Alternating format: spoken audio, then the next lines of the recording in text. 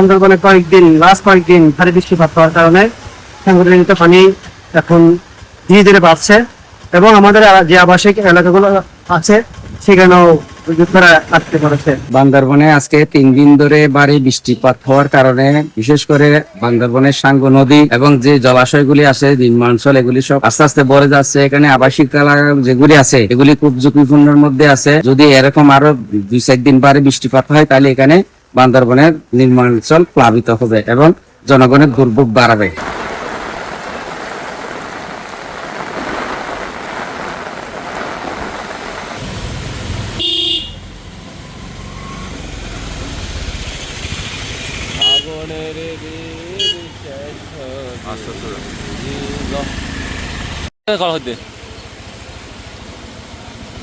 গাড়ি এলে শুনলি